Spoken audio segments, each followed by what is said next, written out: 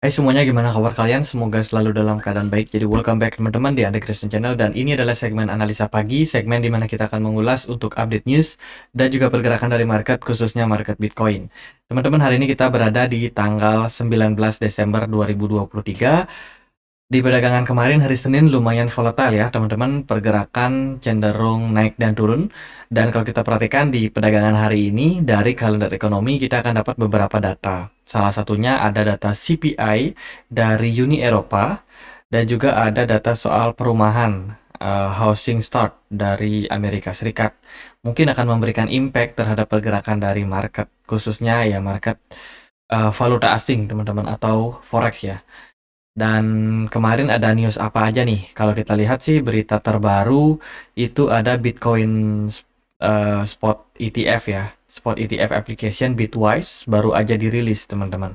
Jadi Bitwise ikutan terjun, memang meluncurkan atau memberikan aplikasi mereka untuk Bitcoin ETF supaya bisa mendapatkan approval dari SEC. Ini tentunya adalah sebuah aplikasi yang memang sudah banyak diluncurkan oleh banyak perusahaan, teman-teman, yang mana ETF Bitcoin ini bisa menjadi salah satu trending dan juga sentimen untuk 2024 nanti. Jadi intinya Bitcoin ETF ini adalah semacam aset gitu yang di backup dengan Bitcoin, tapi dia jatuhnya diperdagangkan seperti layaknya saham dan diawasi tentunya oleh SEC ya, Security Exchange Commission, teman-teman. Jadi dia jatuhnya nggak komoditas, tapi jatuhnya ke saham. Ya, jadi ini adalah salah satu variasi aset yang mungkin bisa dipilih oleh investor yang tentunya pengen invest di kripto, cuman mereka takut dan juga ragu-ragu kalau menggunakan exchange, teman-teman. Mereka juga bisa mengambil opsi sebagai ETF ini, teman-teman. Lalu apa sih yang menyebabkan kenapa ETF ini bisa dibilang dipilih, teman-teman? Jadi kalau kita lihat sih dari pemberitaan ya, dari ETF ini sebenarnya tidak menargetkan segala kalangan, teman-teman. Tapi mereka menargetkan ini ya, target old generation seperti Gen X dan juga baby boomers. Jadi harus dicatat bahwa yang namanya target dari ETF ini adalah mereka-mereka yang sudah lazim trading di saham, orang-orang tua ya teman-teman, orang-orang yang sudah berumur gitu, yang mungkin tidak familiar sama yang namanya Bitcoin. Cuman mereka pengen, dan juga ya antara pengen tapi mereka takut sama resiko yang ada, teman-teman. Akhirnya mereka memilih ke ETF. Jadi kurang lebih seperti itu ya dari ETF Bitcoin ini. Nah, kalau kita perhatikan juga dari spot Bitcoin ETF, itu punya salah satu keunggulan dan juga kerugian. Keunggulan mereka itu adalah pajak. Nah, dikabarkan Bitcoin ETF itu pajaknya sangat-sangat rendah. Beda kalau teman-teman melakukan trading, spot trading misalkan di exchange yang sudah terregulasi. Katakanlah ya Coinbase, teman-teman. Kalau teman-teman trading di Coinbase, fee-nya cenderung lebih mahal, ya kan? Dan ini juga bisa menjadi pertimbangan nih untuk investor-investor besar, apalagi mereka yang istilahnya berusaha seminimalisir mungkin menghindari pajak, berusaha semaksimal mungkin untuk menghindari pajak, teman-teman. Nah, ETF Bitcoin itu bisa menjadi salah satu solusi bagi mereka-mereka. Karena ya itu tadi, contohnya nih di Coinbase itu fee-nya itu sampai 0,6%, teman-teman. Lumayan mahal kalau dibandingkan sama Bitcoin ETF, cost-nya itu cuma 0,01% saja untuk setiap trading. Jauh lebih murah, ya kan? Jadi ya bisa dibilang ETF ini nggak kosong-kosong banget, teman-teman. Ada solusi yang mereka tawarkan kepada investor. Kemudian dari berita yang lain ada volume untuk digital asset. Nah, ini penting, teman-teman. Jadi weekly crypto asset flow ya, atau ya arus keluar masuk tentang aset kripto. Teman-teman, kalau kita perhatikan minggu terakhir itu turun, memang turun, tapi turunnya itu nggak dalam, teman-teman. Jadi turunnya itu ya biasa aja, kecil sekali malah, teman-teman. Ini menunjukkan bahwa saat ini kondisi dari inflow dari market itu masih cukup tinggi. Ya memang sih outflow lebih besar, cuman nggak signifikan-signifikan banget, teman-teman. Dan kalau kita perhatikan memang setelah 11 minggu run of inflow, akhirnya memang di minggu kemarin itu terjadi sell off yang lumayan gede ya teman-teman. Nggak gede-gede banget sih kalau kita lihat dari bigger picture-nya, cuman dilihat dari data ini ya lumayan lah teman-teman, terjadi penurunan dan bikin juga Bitcoin mengalami tekanan.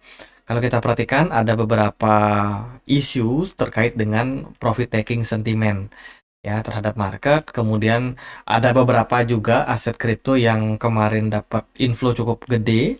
Contohnya ada Solana, Cardano, XRP, sama Chainlink. Itu lumayan masuk, teman-teman. Lumayan banyak yang masuk. Ini data-datanya, Bitcoin memang mengalami outflow sampai minus 32,8. Kemudian Ethereum juga mengalami outflow minus 4,3. Yang lain ya ada kenaikan seperti Solana, XRP, Cardano, dan juga yang lainnya. Itu sih dari beberapa aktivitas trading. Jadi buat teman-teman yang mungkin takut hari ini, wah ini Bitcoin turun dan lain sebagainya, saya rasa data ini cukup valid. Mungkin yang turun Bitcoin, tapi altcoin rata-rata memang masih pada strong. Itu kemudian dari berita yang lain juga ada Jupiter akan bagikan airdrop 4 miliar token JUP mulai Januari 2024. Jadi mereka akan membagikan total sampai 40% dari total supply. Ngeri banget teman-teman.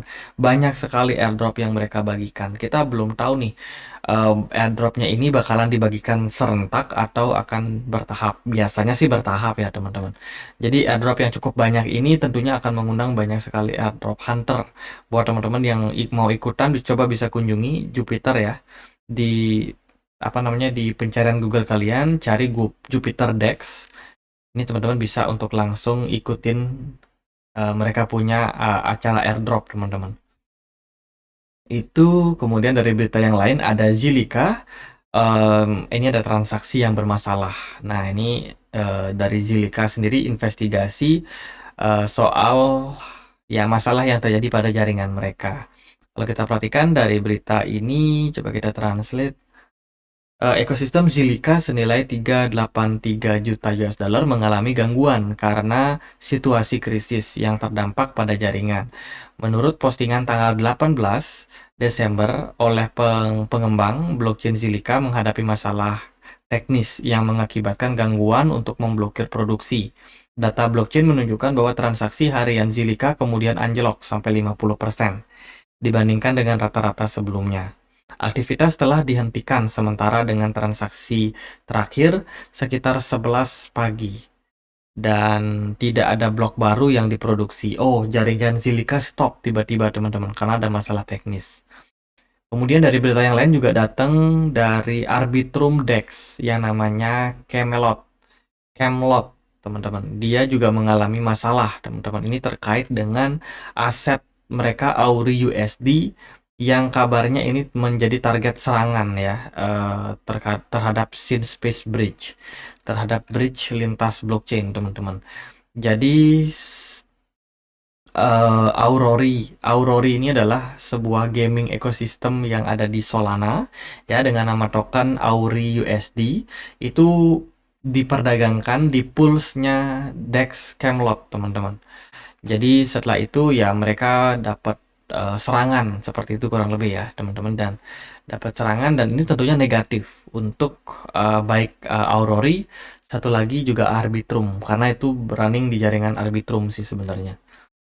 Jadi ada berita yang kurang bagus. Kemudian dari data yang lain ini ada Ripple, Coinbase, dan juga A16Z itu ready untuk invest senilai 78 juta US dollar untuk calon legislatif atau calon presiden yang siap pro terhadap kripto pada election 2024 nanti. Jadi teman-teman yang bakalan pemilu itu nggak cuma Indonesia ya, ada banyak sekali negara yang mengalami pemilu serentak di 2024. Dan sebagai salah satu penggiat kripto seperti di Ripple, Coinbase itu juga tentunya ingin nih bisnis mereka lancar teman-teman. Makanya mereka mau atau siap untuk menggelontorkan dana cukup besar untuk memfasilitasi pemilu, untuk memenangkan wakil yang siap untuk pro terhadap kripto teman-teman. Ini dinyatakan langsung oleh Brad Garlinghouse melalui Twitternya ya, dan tentunya ini merupakan sentimen yang positif juga. Lalu gimana nih kondisi dari pergerakan dari market di perdagangan hari ini? Well, so far perdagangan tadi pagi itu cukup heroik ya. Ada volume perdagangan yang masuk secara rapi dengan kenaikan volume smart money pada Bitcoin. Bitcoin kembali balik ke kisaran 42.500. Teman-teman, setelah di perdagangan kemarin itu sempat anjlok sampai 40.300. Wah, siapa nih yang udah berhasil sarok di harga murah? Nah, kongret buat teman-teman. Jadi menurut saya untuk posisi sekarang Bitcoin memang cenderung masih korektif.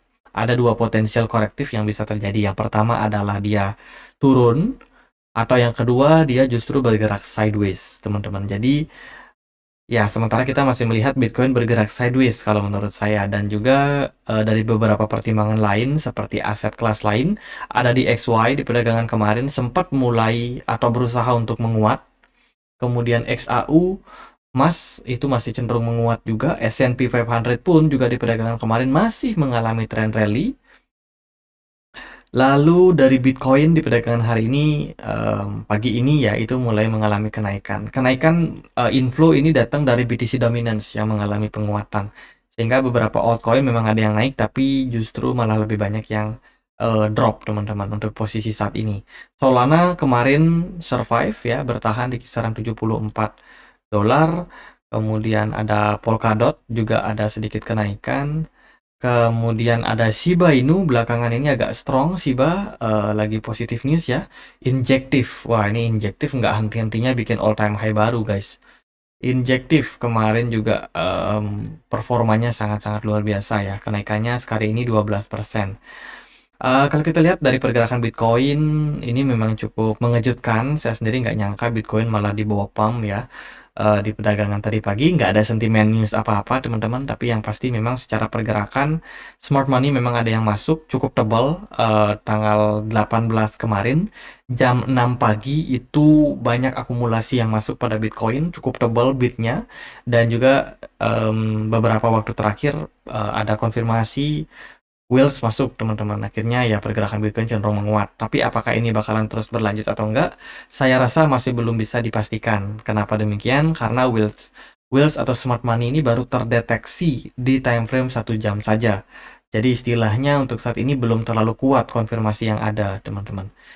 Oke, Bitcoin mengalami kenaikan. Lalu kemana target berikutnya? Nah, kenaikan yang terjadi tadi pagi itu menyebabkan Bitcoin mampu breakout level 42.100, level resistance minor, teman-teman. Dan sudah berhasil di breakout dan sekarang tentunya mengarah ke fase koreksi lebih lanjut, yaitu ke kisaran 42.100 saja.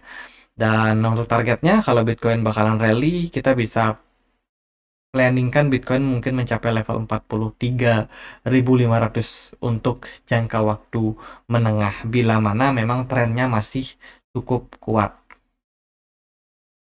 Sentimen ke depan itu bakalan ada rilis data PCE, jadi dalam beberapa hari ke depan kita masih belum tenang teman-teman, masih ada potensi pergerakan Bitcoin yang cenderung lebih volatile.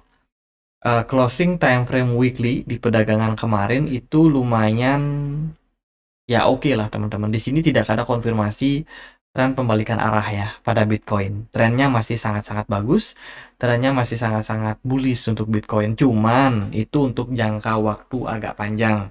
Kalau jangka waktu pendek, ya koreksi-koreksi wajar itu hal yang biasa pada Bitcoin teman-teman. Jadi nggak ada masalah sih. Menurut saya untuk koreksi saat ini teman-teman bisa untuk planningkan ya untuk akumulasi kembali teman-teman. Jadi ya jangan terlena sama pergerakan koreksi pada Bitcoin kali ini, karena ini trennya masih akan sangat-sangat positif untuk jangka waktu panjang. Jadi kalau untuk sekarang ada koreksi-koreksi kecil ya masih cenderung oke teman-teman. Dari time frame daily kelihatan Bitcoin cenderung positif ya, setelah kemarin sempat memang turun sampai 40 ribuan. Sekarang balik kembali naik ke kisaran 42.600 teman-teman, udah naik lagi nih pergerakan dari Bitcoin.